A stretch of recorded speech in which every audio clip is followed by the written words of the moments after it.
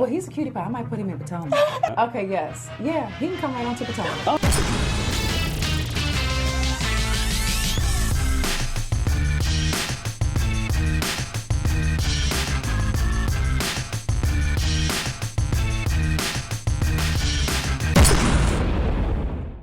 What is going on, Skye Squad? We are in the building. Oh yes, we in the building.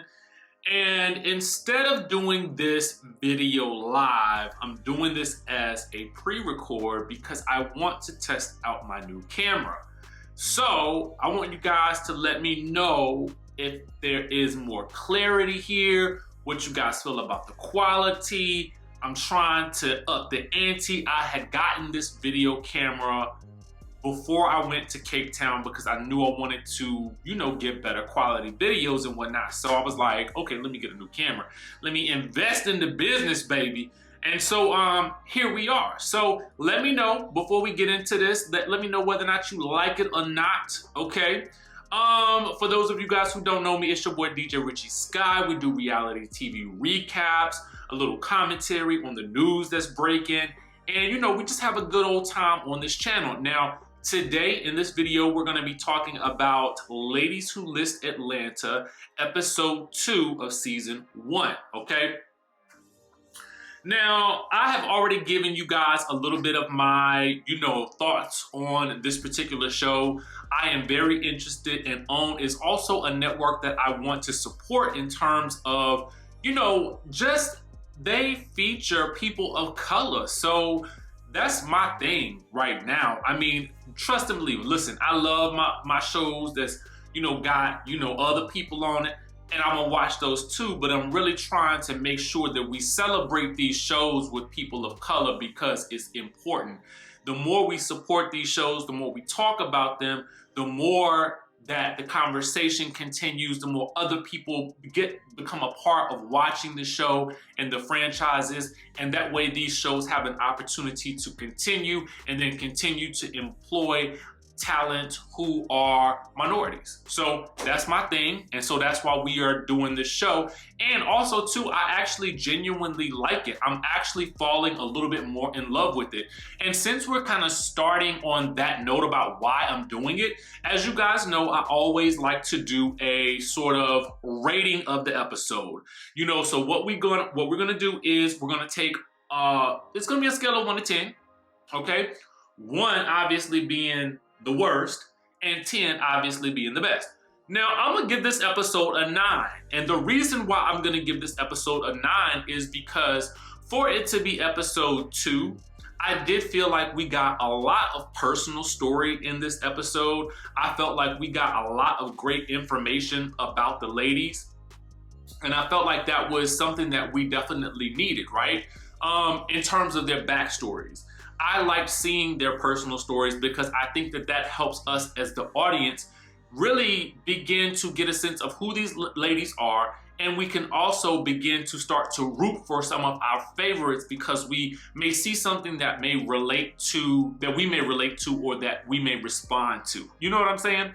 So having said that, I gave it a 9. I thought it was very good. We had personal stories, and then we had a whole lot of drama at the end. And that, y'all know, that's the best formula for these types of shows, okay? Give us a lot of personal in the beginning, and then give us the group scene at the end, and bada bing, bada boom, magic, okay? Now, we start this episode off with Kira, okay? We didn't get as much Kira this time, and I felt like this episode we got more Kira and a little less Crystal. But trust and believe, Crystal gonna have a lot to do with the latter part of this episode. So if you are missing out on Crystal right now, never fear, because she gonna come on in at the end, and we're gonna tell you all about how she is calling out those who are triggered. Bear with me, okay? So Kira is showing condos to B. Simone. She actually met B. Simone when B. Simone was doing her hair. And apparently she's showing her a condo because B. Simone was with somebody, they broke up, and now she not gonna move into the house that they was gonna move into, so she need a condo because she don't wanna be mowing the grass, okay? Listen, girl, I don't blame you, but Ain't that what housing association fees are for and things of that nature? Now, those of you guys who have houses, of course, you can tell us whether or not that's true or not. But in my mind, I thought that that's what those housing association fees be for when you get into these big communities so that they can come out and cut the grass for you. I mean, you paying $200 a month or $1,500 a year, however the housing association fee goes. I mean, in my mind, they need to be cutting down the shrubbery. They need to be mowing the lawn. They need to be planting flowers. They need to be digging up dirt, digging graves if you need them to, because that's a lot of money. And I'm only going there because I've been looking at real estate, and housing association fees have been really bugging me, okay? They've been really bugging me, but I digress. Anyway, the closets in the place that they're looking at are too small. And to be quite honest with you, when I'm looking at a house or when I'm going house hopping or I'm doing the looky-loo, I don't like to walk up into nobody else's house and their stuff is still in there. I really don't. I need you to move all this stuff out of here first. Let y'all go on ahead and move out, because I can't really visualize myself living in a space that somebody else is already living in. Now, I get it if it's already furnished and whatnot, or if it's maybe an investment property, but if you are already living, if you still got the remnants of all your persona still hanging to and fro in the closet, your shoes, the dust bunnies and whatnot, I don't necessarily feel as comfortable in that space and thinking about moving in. Anyway, next we move on to Kiana. Now she's doing an IG live. We get some backstory about how she was, you know, in her words, very poor when she was growing up. And then we learned that she takes care of a good portion of her family. And she's trying to get to a space in her life where she is sort of giving all of that responsibility up and focusing a lot more on her. And I kind of feel like that's a theme for the new year for a lot of us. Not to me, I mean, listen, I don't have no problems or no issues like that with my family, but I am interested this year in taking better care of myself mentally, okay? So I'm on the same page with her there, and mental health is gonna be a big part of this episode, whether you guys wanna know it or not, okay? We meet her husband. We learn she's been married for 8 years, which I don't think we got much of that in the first episode. So they get into the whole Robin situation. Kiana is still going on about how Robin did her dirty and wanted her $500 for all them 26 listings she had so she could hold her license so she can go get her own brokerage. She's still mad about it. Her husband is like, now, maybe this was all a business decision. You know what I'm saying? Maybe it was just business and not personal. But clearly, Kiana is taking it personally because she and her husband had a relationship with Robin. And now she don't even consider her friend, okay? Now, the husband don't think it's a good idea for all these ladies to be trying to work together in one brokerage. And to be quite frank with you, after seeing this episode, I would agree. Next, we get back to Kira. She is visiting her home that burned down while she was on a trip to Miami.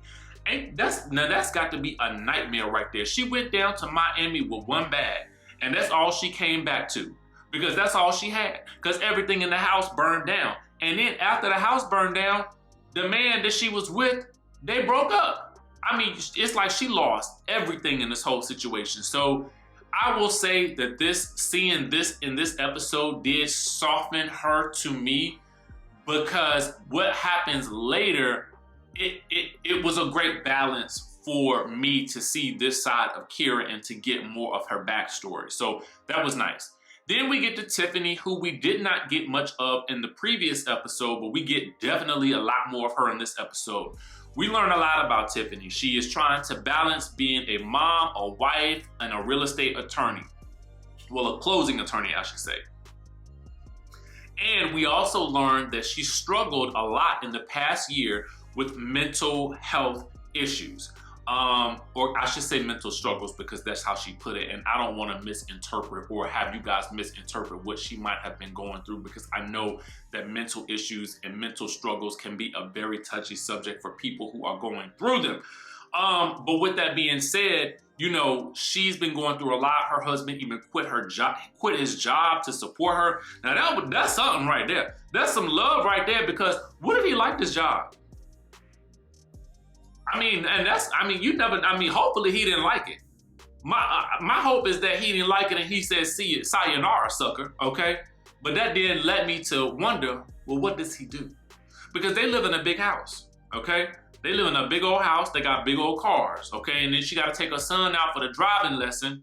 Then later on, she gonna meet up with Tiana, okay, who we also didn't get as much of in the previous episode. Now, Tiana and her husband are meeting up with Tiffani and her husband so they can go and celebrate Tiffany's 13th wedding anniversary, okay? Now, Tiffany's husband looks relatively young to me. Was it just me, or did you guys get that sense too? But of course, you know, as they say, black don't crack. So, I mean, he could be 54. And honestly, we would have no idea. Look at Pharrell. I mean, so Tiana, Tiffani, and the husbands, they recap this whole situation that's going on with Robin trying to plan this whole Ponderosa so that everybody can try to get together and be one big brokerage. Now, you know, for Tiffani on her part, interestingly enough, she feels like she doesn't really trust everybody in this situation. So she really doesn't know how to feel. And she also feels like, because CRISTYL is also a real estate attorney, that there could be some type of competition between the two of them, which is reasonable to assume. Apparently, we also find out that CRISTYL allegedly reached out to Tiffani when Tiffani had gotten pregnant and asked her if she could pass her business on to CRISTYL while she was dealing with her pregnancy and the baby. Now, Tiffani didn't take too well to that, because she's like, listen, you ain't called me to congratulate me. You called me to take my business. Why would I do that? Why would I give you my business? That ain't right. And I ain't like that either. That was that's bold. That's some bold stuff right there. How you gonna say, listen, girl, I know you down and out right now because you're not gonna be able to get around like you used to. So what I need for you to do is, I mean, if you want to, go ahead and give me all your business, okay? And I'll go ahead and take it. I'll run all the numbers and give it all to myself. And then that way you have time to focus on what you need to focus on, and that way your clients can be served. How about that? That sounds insane to me, especially if they do not work for the same company or whatever. And you know, it seems like they don't, because it seems like they have all these types of people that close with whomever and whoever else. So I don't know. I don't know how the whole situation worked, but I just know it sounded shady. Anyway, Tiana's husband basically tells them that everybody at the meeting will be too self-absorbed to actually figure out how to try to work together, okay? Now, Robin is taking a client out. We learned that she has moved to Atlanta with her 2 kids to start over. She was 16, she was pregnant, she was abused mentally and physically. And so that is the reason why she is the way that she is.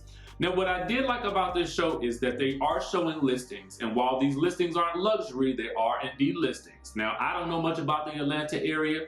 What I'm gonna learn about the Atlanta area in just one scene is gonna be that this apartment or condo that she's showing is a great sort of starter place for somebody to own. Now, it was about $185,000, which in my mind, I said to myself, now, I'm trying to invest now. I could go down to Atlanta and get me a old property at the Healy, okay? And, you know, use it as an investment property, since this is gonna be somebody's first time starter home. But, you know, Kira got some things to say about that building later, so I don't know if I'm gonna do that. But what I do know is she does educate this person about, you know, how you can build wealth with real estate. And I did understand what she was saying. And I did feel like it is an important conversation that needs to be had, especially amongst people of color. And the guy, it sounded like, was going to be purchasing the listing, but I need to see the whole closing situation to make sure he did, or whether or not he did or not, because we don't know. It sounded like he was, but maybe he didn't. Who knows? Oh, also too, she says she's had about 50 transactions in this particular building, and the building only has 106 units. And she will later on go on to admit that selling condos is her jam. Okay, that's her thing. A little less in that luxury market. Okay. Tiana wins a real estate award, and she has brought Kira and Tiffani with her. After she wins the award, they recap this whole situation that's about to go down, this Ponderosa. Okay. You know, Tiffani is still wary of why Robin would invite her when she usually only closes with CRISTYL, And then Kira is upset because, well, first she shades Robin for only closing at the Healy, and she says that is a very bad building with bad parking. Okay, so that's why I'm like, now I don't know if I need to be closing at the Healy, buying at the Healy. Excuse me, I'm not a real estate agent yet. Okay, you don't know what I'm about to do. Okay, anyway, what was I saying? Oh yeah, so she's shading her for only closing at the Healy.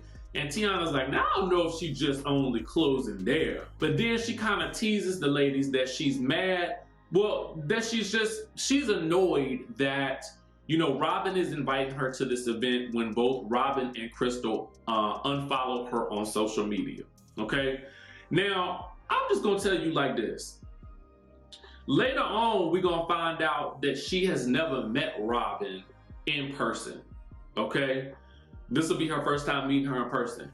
But you are upset because this lady has unfollowed you on social media? Kira, why do you even know this? Like, I mean, that's my thing. I mean, and I get it. Later on, she's going to explain that they were, I guess, engaging behind the scenes. Like on the IG stories, Robin was apparently putting emojis and saying, hey girl, you look cute and stuff like that. Woo, woo, woo, woo. But, you know, I mean, technically that's still a stranger, right? So why are you upset about the actions of a stranger on social media because you've never met her in real life? So you are bringing this energy to this situation because two people unfollowed you on social media, and we're gonna take a look at and see how different these ladies feel about that. Because personally speaking, I do not care if you follow me or not on social media, or if you unfollow me on social media. Chances are I probably won't even know. Okay, I mean, I do have my regular people that I communicate with on social media, like behind the scenes, that'll comment, will joke about stuff, and some I have not met in real life. So I do understand that. But I don't think I would be too upset about it if somebody unfollowed me on social media, because at the end of the day, it is really only social media. It's not real life, okay? Anyway, it's the day of the dinner. Kiana's still mad about the brokerage deal. Kira's still mad about the social media. And Robin has no idea what she's walking into. But she does seem optimistic when she gets there. She lays it all out about trying to create one big brokerage. You know, she's talking about the black women uniting, and Tiana is interestingly all for it, but she wants to see everything written down on paper, and I'm like, smart girl, okay? But then Kiana kind of dives right in about how there is a lack of trust because she does not feel too good about Robin based on their last conversation. So I'm like, okay, well, I mean, you know, I understand that. Let's get it out on the table. You know what I'm saying? Let's go ahead and talk about it. You know, let's get this thing out there. Let's talk about it. So she gets, you know, she gets her feelings out, and CRISTYL for some reason is trying to interject on Kiana's behalf. But if CRISTYL is supposed to be Robin's good Judy, I don't understand why she is always like, it seems like she is riding for Kiana versus riding for Robin. Robin, who is trying to explain to Kiana, like, hey girl, listen, I was not in the best mental space these past couple of years. So, you know, my responses to things may not have been the best at that point in time. She even says, I apologize, but I think because she kind of glossed over the apology and basically wanted to be on a good foot with Kiana, that Kiana was like, no, you're not gonna act like this didn't happen. You're not gonna gloss over it like that. But then it's interestingly, Tiffani, who has also gone through her own mental struggles earlier in the year, kind of steps in to intercede for Robin and basically tell Kiana, hey, listen, maybe you guys can have a off, you know, like a side conversation about this whole situation, because listen, I also went through some mental struggles this past year, and so I understand that you're just trying to make it through and you're not making the best decisions. And so she's really kind of got Robin's back in a way that CRISTYL really doesn't. And I feel like CRISTYL and Robin have some weird situation happening between the two of them where maybe their friendship is not as tight as they think it is. I don't really know. But Kiana has picked up on this, and she smartly says, I'm not going to involve myself in this, in that little bit of that drama right there, because they are two best friends and they beefing, and I don't want no parts of it. And I was like, ooh, Kiana, smart, okay?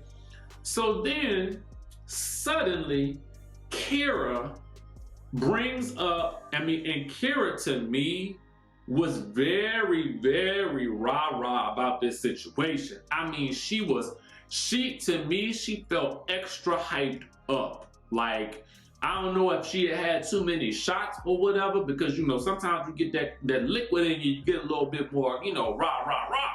But she was definitely like, you know, on some other type of like, you know, yeah, and I don't understand because, you know, the engagement was there behind the scenes, but then all of a sudden you unfollow me, and that's fake or whatever.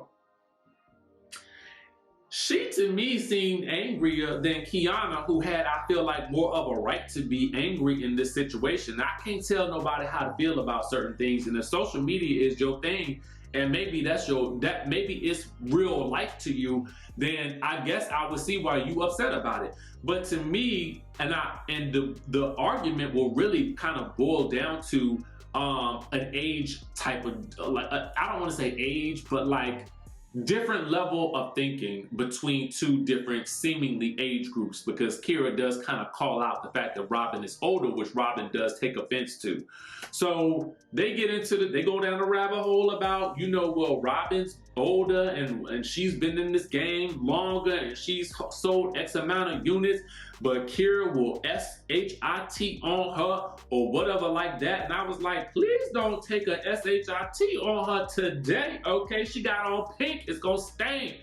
But anyway, they go back and forth around the rodeo. So finally, you know, Robin is trying to interject and Crystal's trying to tell her, no, Crystal's trying to interject and Robin is trying to tell her, like, girl, listen, stop interrupting me, and you had got everybody else's back but mine or whatever. So then Crystal goes to sit down. Robin's still going at it with the girls again. Now she's going around the mulberry bush with Kiana again. And yet again, Crystal is trying to interject. And finally, she says the magic words, which is going to send Robin over the edge, which to me would send anybody over the edge. She tells Robin, you're triggered, you're triggered, you're triggered. And at that point, Robin does become triggered, and she puts them paws on her and smacks her arm. And she says, stop saying that to me. And to be quite honest with you, I'm over it too. Like, I feel like when you use that word triggered, you should use that in the past tense. Meaning, okay, yeah, she got real triggered about that situation, but I don't think triggered is a word that you say to people when they are in the midst of, in fact, potentially being triggered, okay? Because what it's gonna do is, it's just gonna escalate the situation. That's not the way to calm somebody down. It's like saying, you're angry. Well, duh, of course you're angry. Of course the person is angry, because they're angry. Why you saying that is not gonna make them calm down. Saying calm down is usually not gonna make people calm down. You have got to find other ways to de-escalate the situation. And honestly, Crystal, you are not the best at de-escalating Robin in general. Like, you are a sweet girl, probably a lovely person, but you probably are just not the best person at this point in time to be trying to de-escalate Robin when she is on one.